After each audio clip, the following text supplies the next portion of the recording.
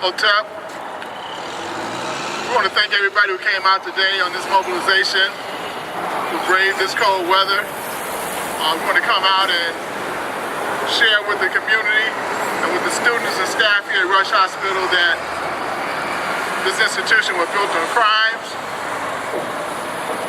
And before I talk about what we're here for, I want to introduce two books. Will, if you could zoom in on these two books for me.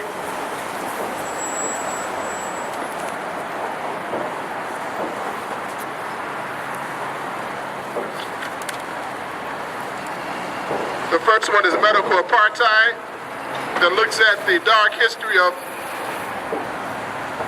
experimentation of African bodies from the colonial times to the current times. It's written by Harriet Washington. The second book is Ebony and Ivory, that details the criminality of the American university system from colonial times to the present, as its aim was to assist and give the intellectual foundation for the subjugation of African people.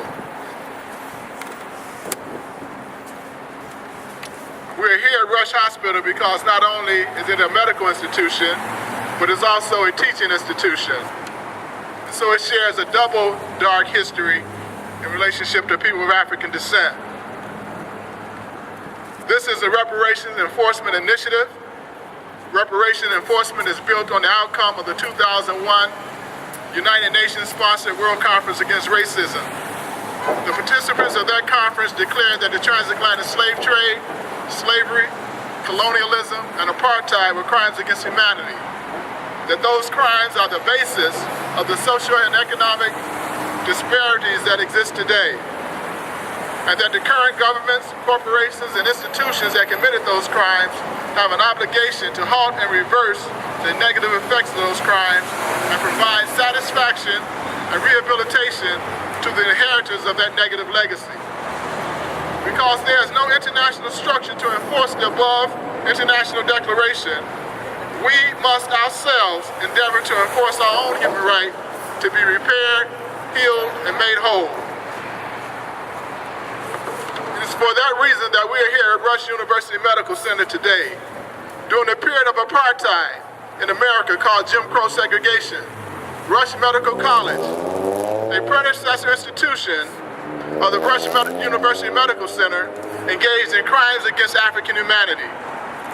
Crimes against humanity have no statute of limitations under international law. If an entity was in existence 200 years ago and is in existence today, it is criminal today.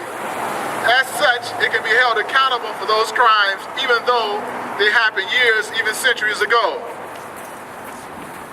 We are here as reparations enforcers to hold Rush University Medical Center accountable for the crimes of body snatching. Rush Medical College, like many of the early medical schools in this country, needed bodies to experiment and dissect on. Even though it was unlawful at the time to practice with cadavers, Rush Medical College dug up and stole our ancestors' bodies from where they were laid for eternal rest.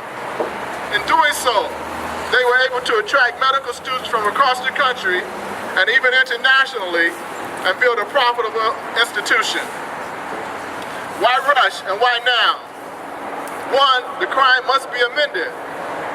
And two, the periods of slavery and apartheid have left some very ugly scars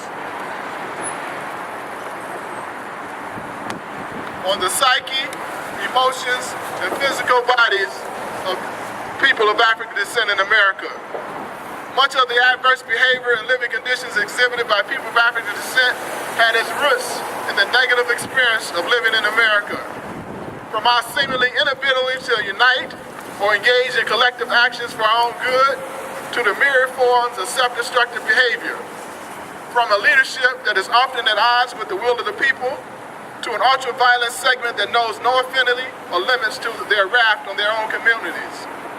From the high incidences of diabetes, heart attacks, and cancer, to the fear of doctors and a shortened lifespan from living in certain areas, all are rooted in the history of slavery and apartheid. To many, there is a a large and growing body of science to back up these assertions. We have our own scientists who have poured through these numerous studies, and you will hear statements from two of them. Because Rush is a medical facility, many on staff are aware of this science. However, few may be aware of Rush's history of medical apartheid. So we are here to connect the two. The resources are here.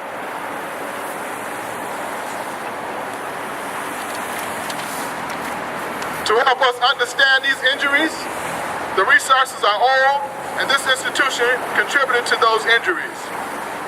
What resources are we demanding? We will accept for their crimes 100 full medical scholarships awarded over a 10-year period to train black doctors to understand how these psychological and physical injuries are transferred generationally and the ways and means to alleviate and reverse these actions. We'll accept a fully funded separate department for this training and research. And finally, we'll accept $1 million to administer the search for student candidates and staff of this new independent department in the further our efforts for building a national healing thrust. We initiated contact with Rush CEO Dr. Larry Goodman in mid-August. He cut off dialogue at the end of September. We have repeatedly contacted him to express our position that healing must occur.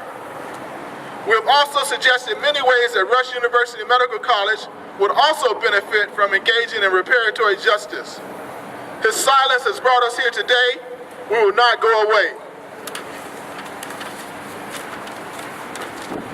Just last month, Brown University, who has a very egregious historical involvement with the transatlantic slave trade, pledged $100 million to address racism. Although we and others have disagreement with their plan, they recognize that they must engage the reparatory justice movement as partners and not foes. Rush University Medical Center must do the same. Today we're calling on the student body, faculty, staff, and employees to stand with us for healing and repair. This is our first action. We'll accept nothing short of a repair. 100 black doctors for healing and repair. 100 black doctors for healing and repair. This repair must be for us, by us, with the resources that are owed us. I repeat, this repair must be for us, by us, for the resources that are owed us. We have a statement from Dr. Kenneth Nave here in Chicago, who's done work and research on transgenerational epigenetics, and we're going to have Brother Will of the Black is Back Coalition come and share Dr. Nave's words.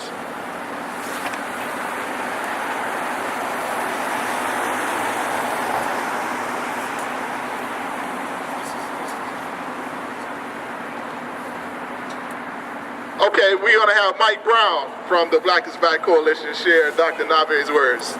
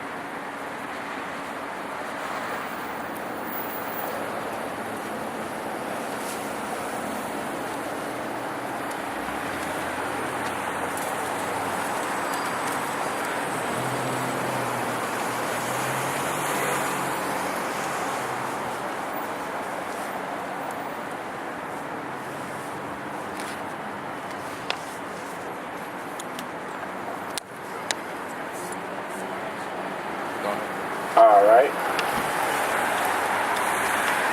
Final words of the doctor.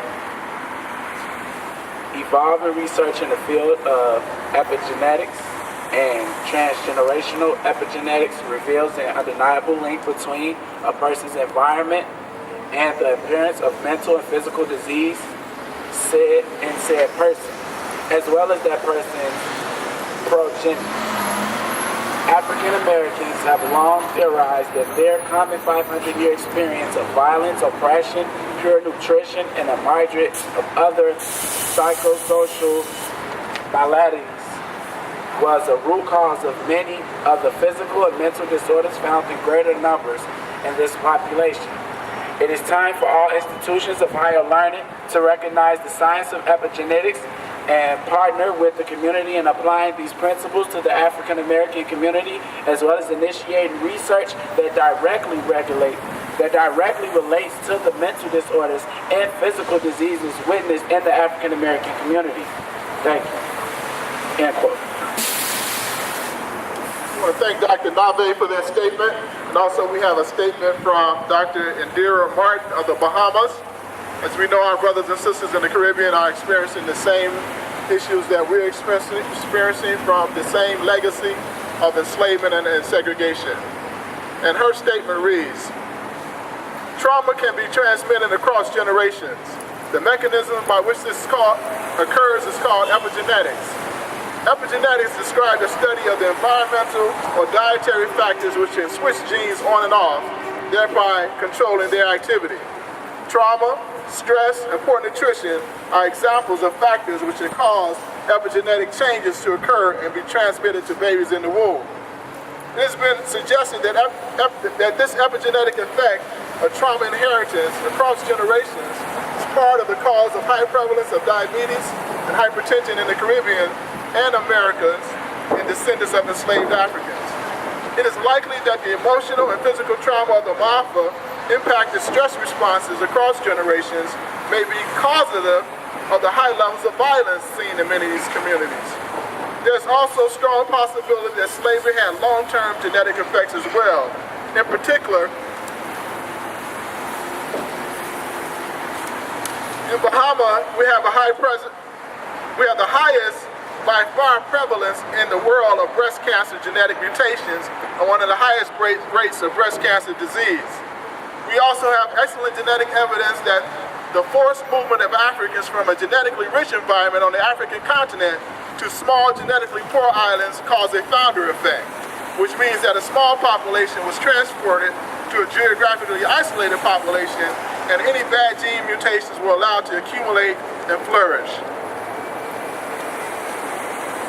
It is clear by the statements of these scientists that what is needed is resources directed at the research and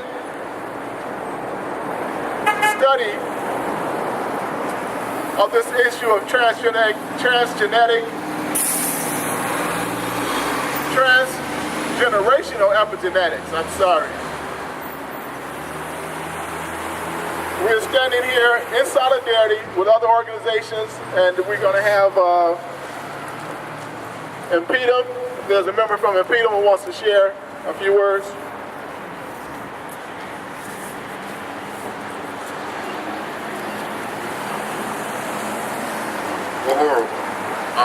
I'm William Lockett from the Uhuru Movement, known as the International People's Democratic Uhuru Movement, and we stand in solidarity with this reparations demand from N'Cobra. The International People's Democratic Uhuru Movement recognizes that the call for reparations is part of a revolutionary demand to completely overturn this empire built and existing on slavery and colonialism. In point number 37 of our Revolutionary National Democratic Program, our position on reparations is very clear. It reads, we demand reparations to African people from the imperialist countries and corporations for hundreds of years of parasitic exploitation in our labor, land, and resources. We believe it is in the interest of all freedom-loving peoples worldwide to unite with African people colonized within the borders of the United States in our struggle for our basic human rights of freedom from state-imposed violence and oppression, and for self-determination, liberation, and reparations with economic and political control over our lives and communities. The existence of police violence, terror, and mass murders, miseducation, and forced submission to an education that is hostile is genocide against African people. Furthermore, these contradictions make our case for the United Nations to charge the United States with genocide and pay what is now estimated to be $14 trillion in stolen labor from African people. It is our duty to present to the world community compelling evidence documenting the U.S. and European colonial genocide as defined by the United Nations. This long-standing assault on the African nation began with the invasion of Africa and the kidnapping and enslavement of African people, persisting in various forms through the centuries up to the present time. This violence and assault on Africans as a people and the theft of our independence, happiness, labor, and resources is the very foundation of the wealth and power of the U.S. and Europe today.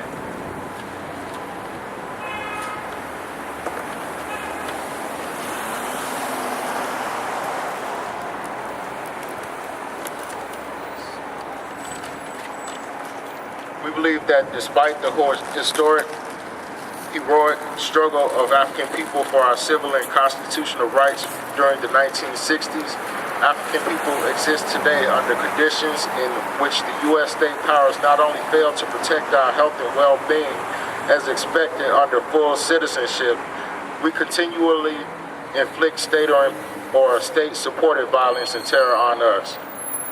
To substantiate our assertions, we have developed a petition charging genocide against African people by the United States government and various institutions in the U.S. today. This petition can be read and signed at africanschargedgenocide.org online. The following are the demands. 1. Recognition by the international community and progressive and friendly states and peoples that European and United States powers committed genocide against African people during the times of colonial occupation, kidnapping, enslavement, and exploitation, and that genocide against African people continues today inside of the United States. Support for the International Tribunal to pass judgment on the crimes of genocide against African people in solidarity with African self-determination. 3. Reparations to African people estimated today at $14 trillion to African people inside the U.S. alone, according to studies conducted by the University of Connecticut. 4. The right to self-determination and the liberation and unification of Africa and African people on the continent of Africa and those who have been forcibly dispersed around the world. 5. Black community control of the police inside the U.S. and the end to U.S. colonial military occupation of the black community. 6. Creation of an international monitoring body covering the daily police violence against African people in the U.S. We call on everyone to support these calls for reparations and to support this petition by going to africanschargedgenocide.org. Again, our organization wants to express our unity with the demands of NCOBRA and the Black is Back Coalition for Reparations from Rush University.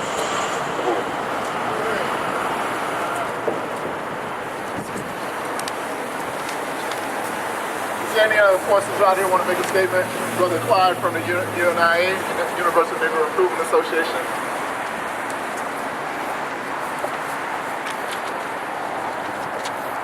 Greetings everyone. My name is Brother Clyde Banks, President, Universal Negro Improvement Association and African Communities League, Division 429 here in Chicago. Just wanted to express our solidarity with NCOBRA and working with the Rush University Medical School and creating at least 100 doctors that are focused over the next 10 years on addressing the transgenerational genetics. And we wanted to also talk about how we can mobilize our resources with the reparations proceeds to augment what is done, for instance, in Tuskegee with the program on bioethics. And this is all part of reparations as we would see it. And you can see some of our comments on reparations and what we're doing on that around the globe on our website,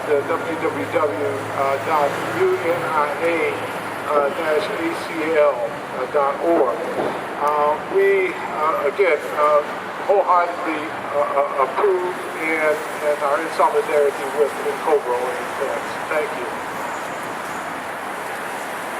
100 black doctors 100 black doctors for healing and repair. for healing and repair. 100 black doctors 100 black doctors for healing and repair. for healing and repair. 100 black doctors 100 black doctors for healing and repair. for healing and repair. For us, by us, For us, by us. with resources that are owed us. For resources that are older us. For us, by us, For us, by us. with resources that are owed us. For resources that are owed to us. For us, by us, For us, by us. with resources that are owed us. With resources that are owed to us. 100 black doctors for healing and repair. 100 black doctors for healing and repair. Uhuru. Uhuru.